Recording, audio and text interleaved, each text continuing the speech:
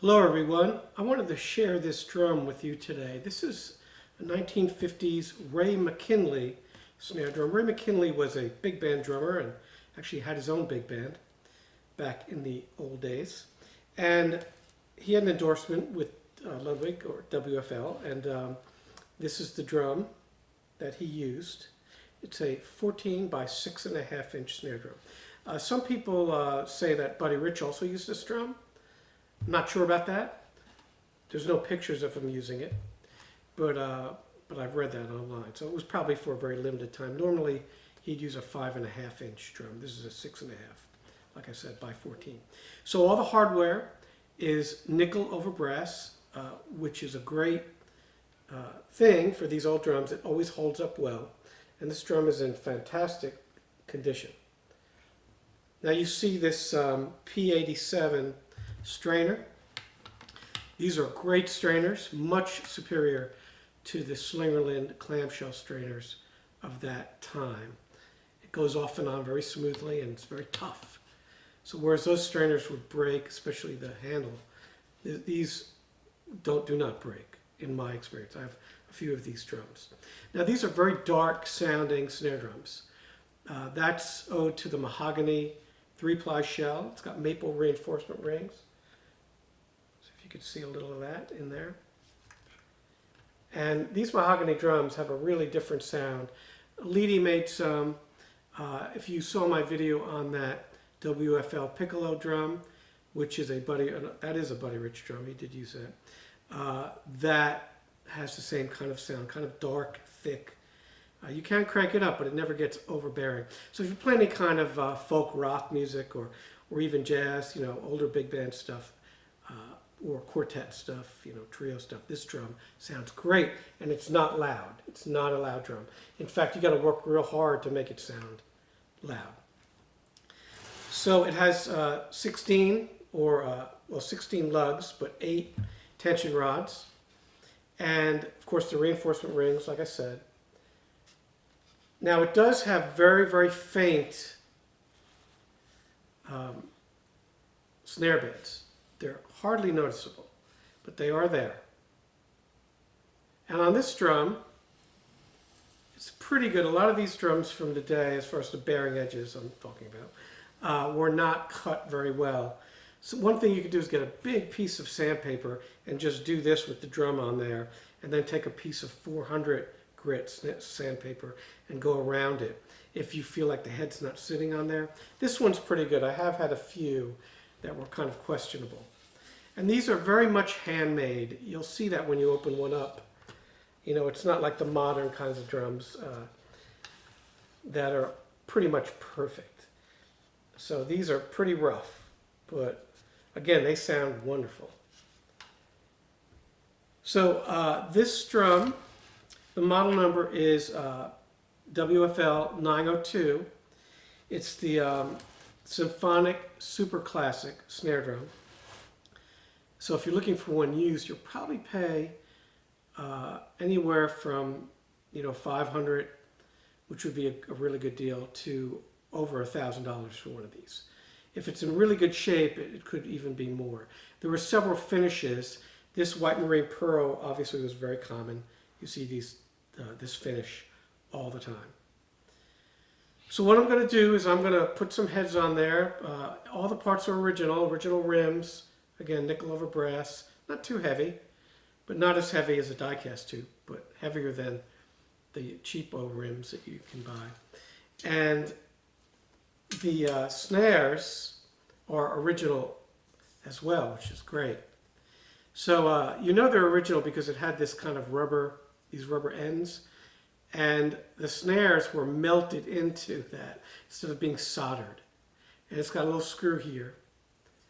And it'll have a number on there, which is hard to read, but it's a patent number. It's 2517124. So that's how you know you have the original snares. You can use any kind of snares, but I really like the original snares to me. They work really well with this drum, if you could find them. And these are perfect. There's nothing missing there. Now, one other interesting fact about this drum, it did not have an internal muffler. A lot of the drums from that day did, and I actually prefer that because I never use it anyway, and they would tend to rattle and have problems the older internal mufflers. So normally I remove them, but I don't have to because it just doesn't have one. So that's another way you know what snare drum this is. And it'll say WFL on this butt plate here for the snares. And the strainer will say WFL Classic. Okay, that's how you identify this.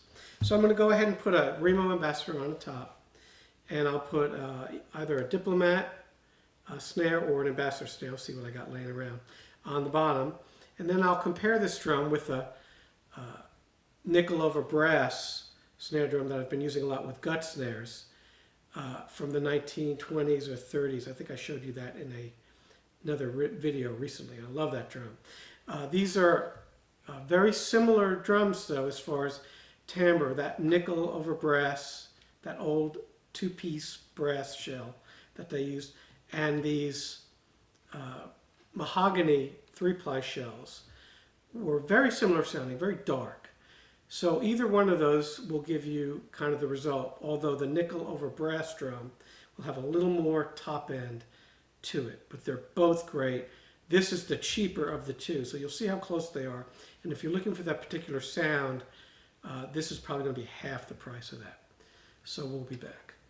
So I have these two snare drums set up here. I have this Ray McKinley drum, which you just saw, and then I have this old Ludwig snare drum, probably from the 1930s. It's nickel over brass. These were two-piece shells, I believe, but it's a great sounding drum and was used commonly by orchestral musicians back in those days. Although if you put regular snares on there, it makes a great jazz drum. Now you see here, I have gut on this drum. I'm going to count the strands because I've gotten some questions on this. So 4, 5, 6, 7, 8, 9, 10. So I have 12 strands of gut. I got these off an old, very old parade drum.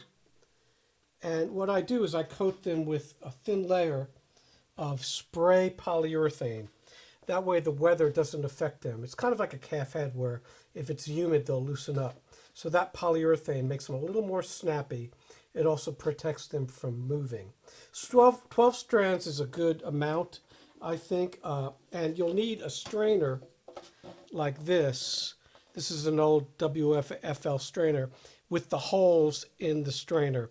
So you can put these gut snares through. I'm going to do a separate video on this drum. Since you saw this drum in my Hinger snare drum video, I've gotten tons of emails about it. So I'm going to do a special separate video on this. But I wanted to show you the comparison between these two drums because in my opinion, they're very similar as far as feel goes and even sound, even though they're completely different drums. It's very interesting.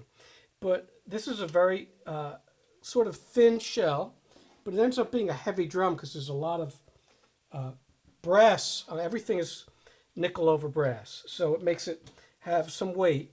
Whereas this drum is very light because of this mahogany shell I just showed you. Now this drum has curly snares, while this drum, the old Ludwig, has gut snares. So right there, that's a big difference. Now obviously heads make a big difference in the sound of any drum. It's negligible though. I've seen people write that it's as much as 80% of the drum sound. That's a bunch of BS. That's not true. The shell makes up at least 50% of the sound, in my opinion, not the heads. And I know this because I've used pretty much every head you could imagine, including lots and lots of calf heads. So the shell of a drum is really, really important. What kind of wood, how hard is that wood, how thick is that wood? Obviously, if it's, the shape of the edges, the bearing edges, and if it has snare beds, those things. But the snares themselves, what kind of snares you're using, also make up a big part of that sound. So if we turn both these drums off, and I'll do that now, I'm going to put this strainer back to where I usually have it. I'm going to tune these drums up to a similar note, which is probably a G flat or around an A. So I already got it tuned pretty close. I'm going to take it up just a little. That sounds to me like an A flat. It's not absolute. Now, when I do these little adjustments, I do not do the star tuning. The danger is, especially when I'm talking, is losing count. Now, this is a 10 lug drum, this old nickel over brass, and this is an 8 lug drum. That also does not have that much of an effect on the sound of the drum, although it does make it tune up easier, in my opinion. So let's listen to that. So if you listen to that ring, very, very similar. Now, I have a little bit of muffling, and you know these mufflers I use, these pieces of leather. We'll take those off, and now we'll listen to it.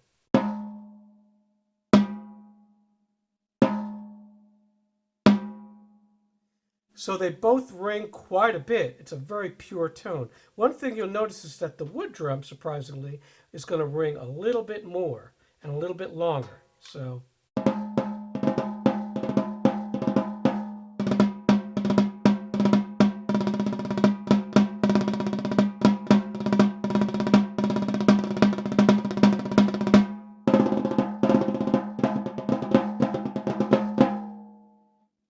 the other thing you'll notice right off is that the Ludwig drum, and again, they're both Ludwig drums, but I'll call this a WFL, this is the Ludwig, will have a purer tone. In other words, the attack is right there from the beginning of the tone. Where here, it's a little more of a hollow sound, but they are tuned the same. So that's one thing you do get with a metal, or especially brass drum, is more of almost timpani-like tone, very pure. So that's something to consider with volume.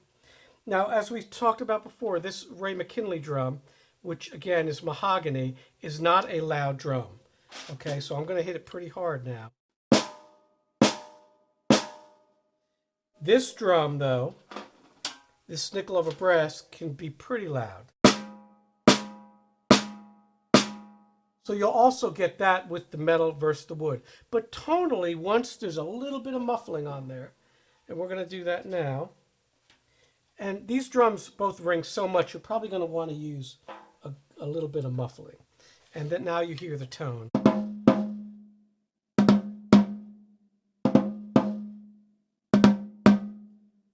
So they still ring quite a bit, but I like drums to ring a little. You don't want to ever, choke the thing to death with muffling. But this is a good amount of ring, what I consider if I was going to play with an orchestra or on a drum set or something, it's acceptable.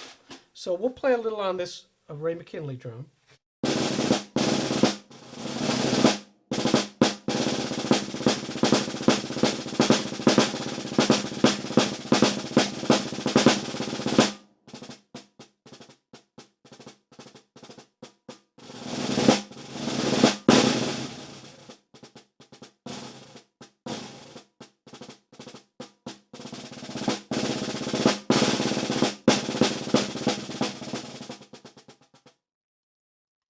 And now we'll play a little on this nickel over brass drum.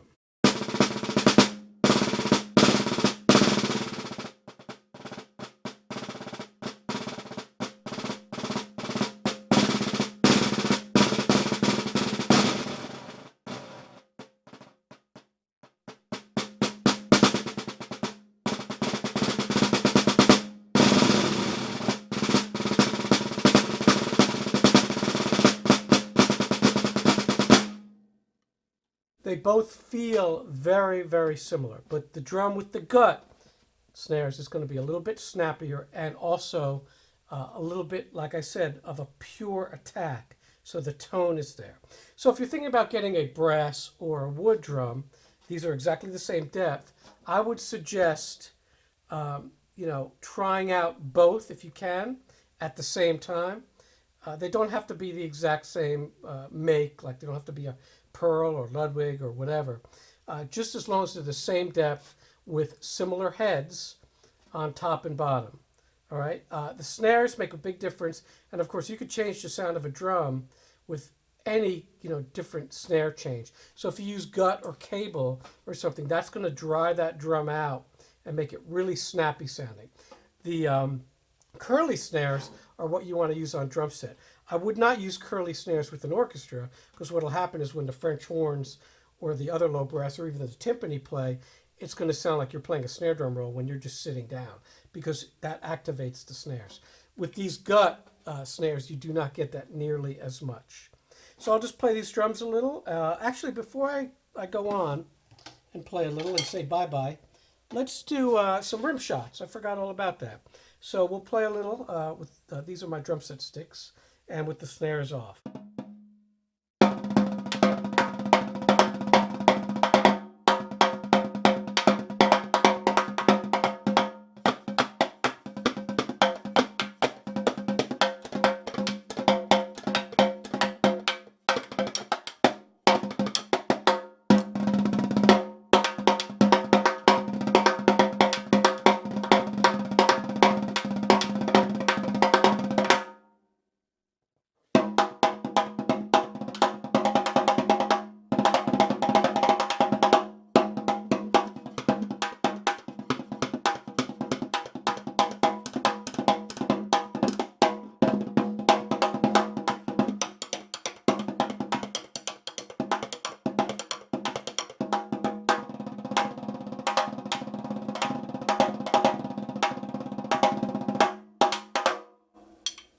So here's where you hear the biggest difference. In the rim shots on the brass drums are going to be much brighter, and you know, I would say maybe a little bit ringier. And also, this drum has straight rims, which literally destroys your sticks quickly. This drum has the lighter, you know, bent over rims, the older style rims, which is much easier. It's kind of a stick saver rim. So that does make a big difference. And if I'm going to play a lot of Latin music, I usually, as you all know, who watch my channel, I will use a metal drum, copper drum, some sort of brass drum, something like that, because it's very timbali-like. All right, so thanks for watching this, and look out for a video with this Ludwig, this old 1930s or maybe 20s, or someone will chip in here and tell us, but not sure of the year. But I'll do a separate video on this. I'm going to start playing some other rudimental etudes that I haven't recorded yet on this drum, because I love playing it so much. We'll see you soon. Bye-bye.